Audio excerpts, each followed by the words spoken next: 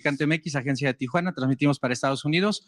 Señor presidente, yo soy un reportero de Comunicante MX, recorro todo el país, en lo que va del año 14 estados he tenido oportunidad de recabar qué es lo que pasa, qué es lo que opina la gente.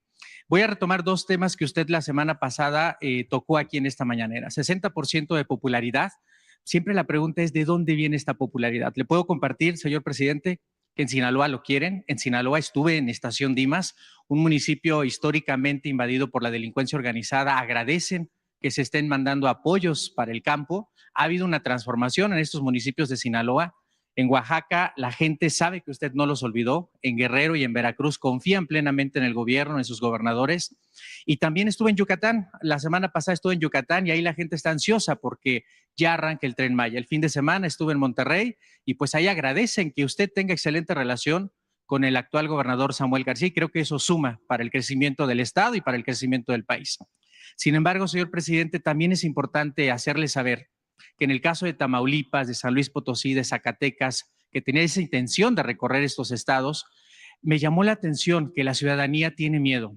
Gustavo, no te arriesgues, llega en avión, no andes en carreteras porque ahorita la situación está complicada. Para nadie es un secreto lo que hemos visto en las noticias, secuestros recientemente, enfrentamientos del crimen organizado. Y usted la semana pasada aquí en esta mañanera, señor presidente, usted comentó que estaba a favor de cualquier propuesta que hubiera, siempre y cuando no hubiera violencia. Yo le quiero preguntar, señor presidente, en estas reuniones que tiene todos los días con su gabinete de seguridad, a una semana de que usted dio esta declaración, ¿alguien de su gabinete ya le presentó propuestas para que en este último año que le queda de gobierno pueda darse una solución en esos estados de Guanajuato, San Luis Potosí, Tamaulipas y realmente podamos llevar paz a estos estados? Estamos trabajando en eso. Mira, yo acabo de estar en Tamaulipas, he ido desde que está el doctor Américo Villarreal, creo que en 5 o 6 ocasiones. He estado en la frontera, he estado en Altamira, en Tampico, y vimos, bueno, allá llevamos a cabo una reunión de seguridad, vimos los datos sobre violencia y lo que se está haciendo, ¿no? Y estamos avanzando en Tamaulipas. Ahí la gran ventaja que tenemos es que el gobernador ayuda mucho, el nuevo gobernador. Es una gente íntegra, honesta. Entonces eso es una garantía. Claro, hay presencia de la delincuencia en Tamaulipas. Tenemos el caso, antes era más San Fernando, ¿no? Ahora es Nuevo Laredo. Ahí es donde tenemos más problemas, pero ahí estamos creando todo un sistema de seguridad que va a ir consolidándose para garantizar la paz, la tranquilidad. Ahí, por ejemplo, en Nuevo Laredo, y aprovecho también para decirlo, están queriendo regresar a lo que era el cobro, la extorsión, el cobro para poder llevar a cabo un negocio, incluso el derecho de piso, incluso queriendo quedarse con negocios.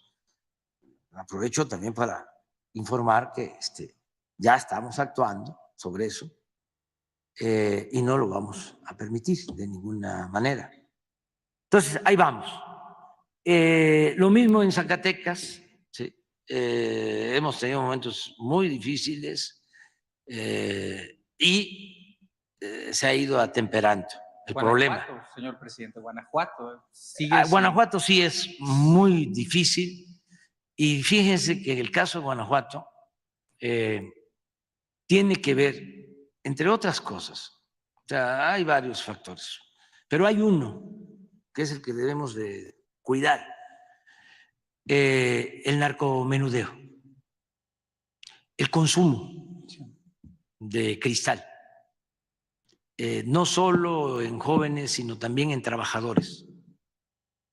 Es una región que tiene que ver con la industria maquiladora, que por descuido, con el paso del tiempo, se fue creando un mercado de consumo de drogas que no se da en otras partes del país. Bueno, no es lo mismo este consumo de droga en Guanajuato que en Jalisco, ni en Michoacán, ni en Sinaloa, ni en Tamaulipas. Es algo muy especial. Entonces, ese consumo de droga, ese mercado, es el que produce enfrentamientos entre bandas y homicidios. Es de los estados con más homicidios. Es estado que representa el 12 hasta el 15% de todos los homicidios del país. Y es eso. Entonces, ¿cuál es la lección? De que tenemos que evitar hacia adelante y para siempre el que no se arraigue el consumo, no tengamos demanda de drogas, porque son cosas distintas. Una cuestión es el narcotráfico y otra cosa es el consumo. Y es lo más difícil de enfrentar, ya la etapa del consumo. Lo que están viviendo lamentablemente en Estados Unidos con el fentanilo, que es gravísimo ya a ese nivel, porque pierden la vida 100,000 personas por el fentanilo y la mayoría jóvenes. Entonces, eso no sucede en nuestro país. ¿Qué nos protege a nosotros? Siempre lo he dicho. Nuestras culturas, nuestras costumbres, nuestras tradiciones, nuestra idiosincrasia. Por eso vamos a seguir aquí con Diego, ¿sí?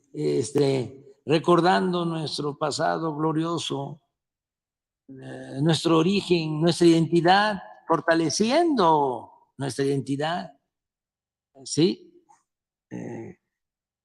Porque eso es lo que nos ha protegido siempre frente a todas las calamidades, nuestras culturas. Entonces, por eso es que no hay una preferencia en el mexicano por la droga. No hay una necesidad de consumir droga como en otras partes, porque hay más valores culturales, morales, espirituales. Claro, se han deteriorado mucho en el periodo neoliberal. Creció mucho el individualismo, la mancha negra del egoísmo, pero se mantienen los valores en el México profundo. Y el caso de Guanajuato es algo para llamar la atención en ese sentido. No permitir eso. Por eso las campañas que tenemos de información a los jóvenes, de que no se caiga en el consumo de las drogas y sin duda la mejor fórmula para atender el problema, porque es lo que me preguntas, es lo que vimos hoy, porque me dices, a ver, ¿qué le han dicho o qué le dicen los miembros de su gabinete? Yo mando a pedir información, estamos pendientes de todo. Y nuestra fórmula está funcionando. Lleva tiempo, pero es lo más correcto, atender las causas, entender que no se puede enfrentar la violencia con la violencia, que no es con medidas coercitivas como se resuelve el problema, que hay que atender el mal haciendo el bien, que la paz es fruto de la justicia.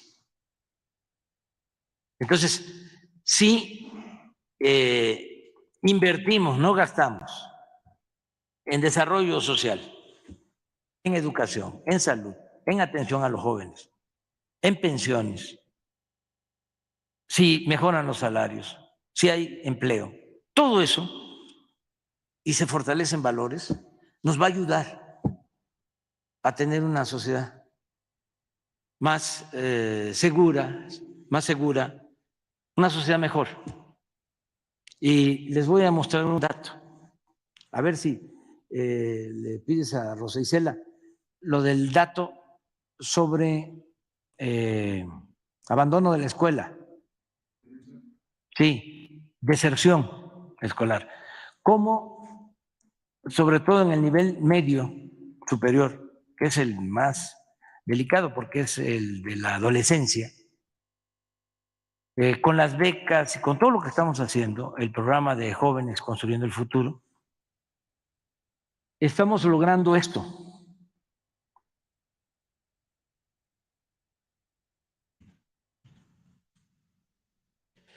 Miren, en media superior, 18-19, 13% de deserción.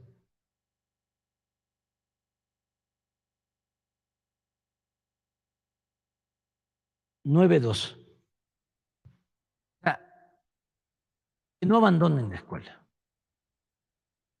En el caso de secundaria, lo mismo.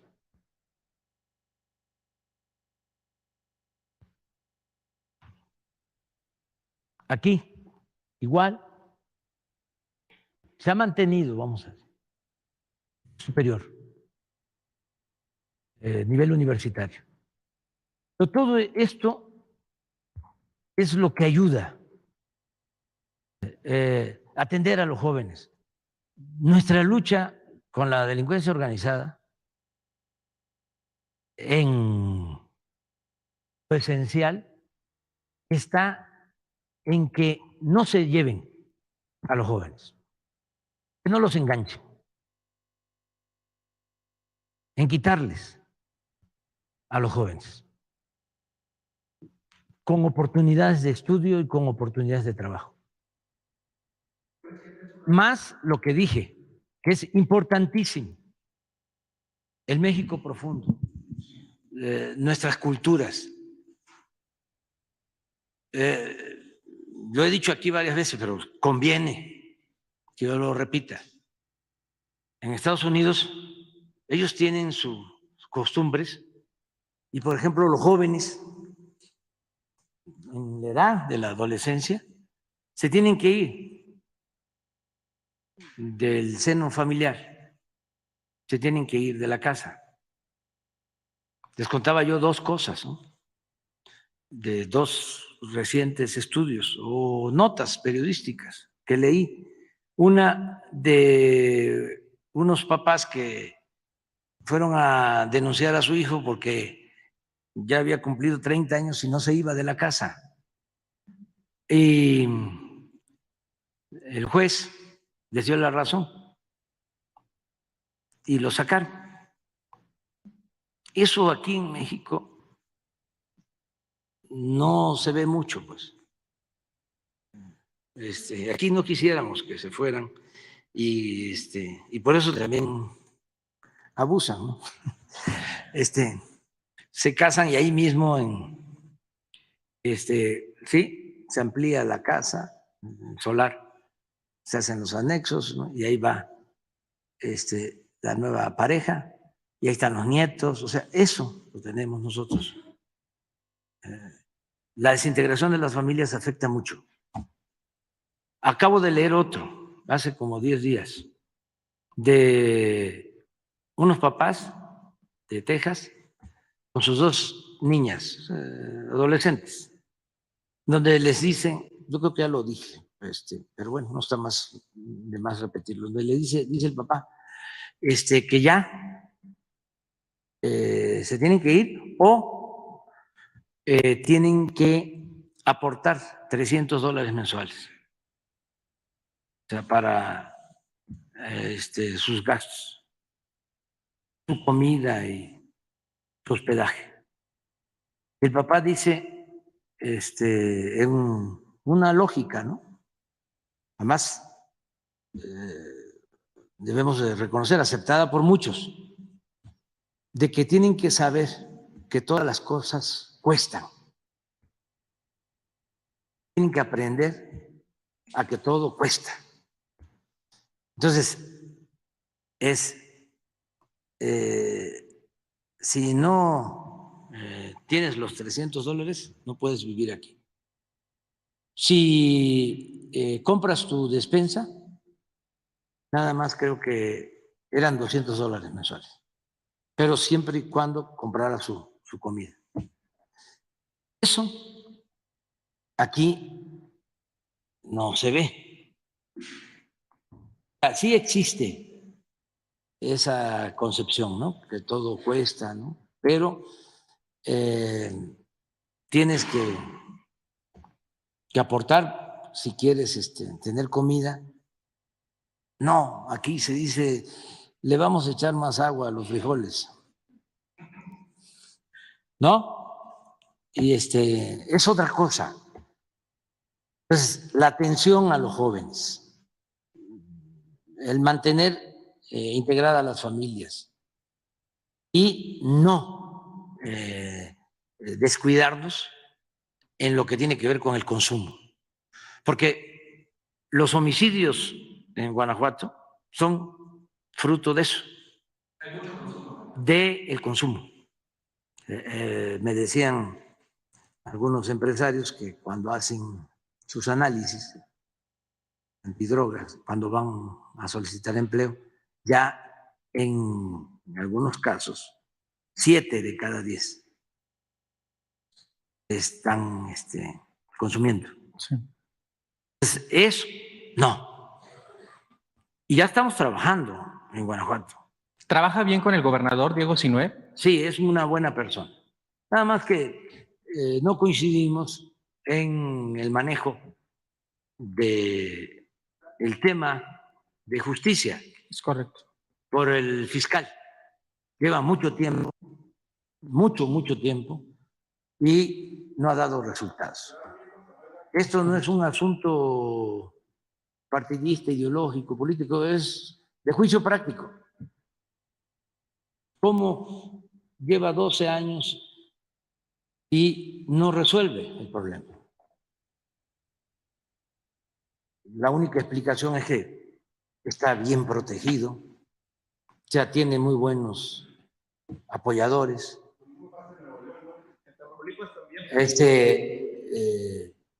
Pero eso no puede prevalecer, menos cuando se trata de la seguridad del pueblo. Es correcto. Lo otro, aprovecho, ¿no? Nada más un paréntesis para decir que apoyo a Samuel García.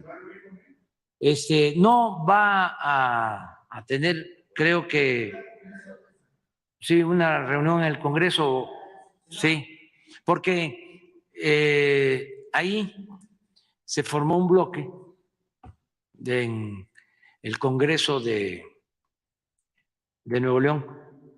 Él llega, gana, porque así lo decide el pueblo, pero no tiene mayoría en el Congreso. Entonces, los del Congreso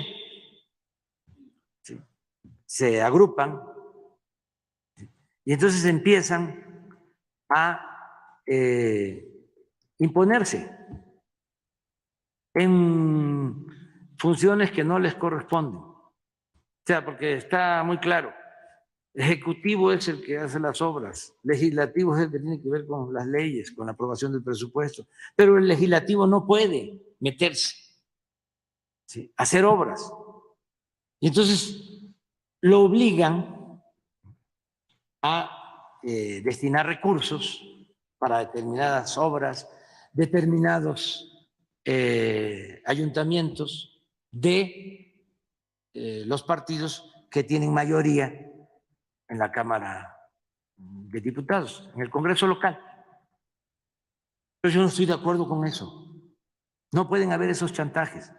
Y ahora, lo peor de todo, y esto ojalá y se revise hacia adelante, es que se eligieron a fiscales con autonomía completa. Y estos fiscales muchas veces llegan a tener más fuerza en los hechos que los gobernadores. Ahora, creo que ayer, o antier, ayer, una orden del procurador llevó a que catearan una oficina del gobierno del estado. Tomaron con la policía. ¿Qué es eso? O sea, es un exceso. Ahí no hay equilibrio de poderes. Y el poder de los poderes quieren serlo los legisladores de oposición. O sea, el bloque esto afecta mucho a los ciudadanos. Si en Nuevo León se votó por el gobernador, pues tienen que respetar. Él es el titular del Ejecutivo y no chantajearlo, porque si fuese porque el gobernador está incumpliendo con la ley o hay actos de corrupción, pues sí, pero no es por eso. Acuérdense que ya ahora no hay espionaje, pero sí hay inteligencia aquí en Palacio. Y yo me entero de todo y sé que lo están chantajeando. Y además yo conozco eso porque lo padecí. Cuando era yo jefe de gobierno, había un señor del PAN, creo que diputado en ese entonces, luego llegó a ser senador y debe estar por ahí encumbrado. Dorin. Sí, que llegaba a protestar así en contra y siempre en contra. Y un día me mandó a decir que le bajaba si yo intervenía para que una denuncia que habían presentado en la Procuraduría, el maestro Bati sabe de eso, que era un pleito entre particulares, que era civil, se convertía pues, sí, en favor de él y del abogado que él le estaba ayudando, en penal. Y que si aceptábamos eso, él le bajaba. No, súbele, súbele. O sea, pero así es, ¿no? Bueno, lo que pasó cuando aprobaron la reforma energética fue extremo, una gran inmoralidad. Imagínense, el PAN se fundó en 1939, un año después de la expropiación petrolera, para oponerse a la política popular y patriótica del general Cárdenas. Para eso surgió el PAN, en contra del ejido, en contra de la escuela pública, en contra de la nacionalización o expropiación del petróleo. Entonces, llega Fox, Calderón, pero sobre todo Peña, y les ofrece que va a privatizar el petróleo, que es la demanda original del PAN, porque por eso surgieron, para oponerse a la política de rescate de la industria petrolera que llevó a cabo el presidente Cárdenas. Bueno, en vez de decir gracias, ¿no? Voy a votar por la reforma energética para que se privatice el petróleo, porque es parte de mis principios, de mi diario, de mi programa, desde el surgimiento de mi partido, es parte de mi doctrina.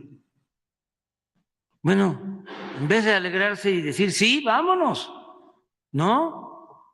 Dijeron, sí, está muy bien, pero ¿cuánto nos vas a dar? ¿De a cómo va a ser? Porque así está en el testimonio del director de Pemex, que está en la cárcel, Los detenido, mochis. ¿sí? Que le ordenaron darle dinero a los legisladores del PAN para que votaran por la privatización del petróleo. El extremo. O sea, bueno, ¿dónde está la doctrina? ¿Dónde están los ideales? No, puro dinero. Entonces, regresando a tu planteamiento, sí vamos a seguir trabajando en el tema de seguridad. Estamos conscientes de que nos falta. Tenemos que seguir avanzando. De acuerdo, muchas gracias, señor presidente.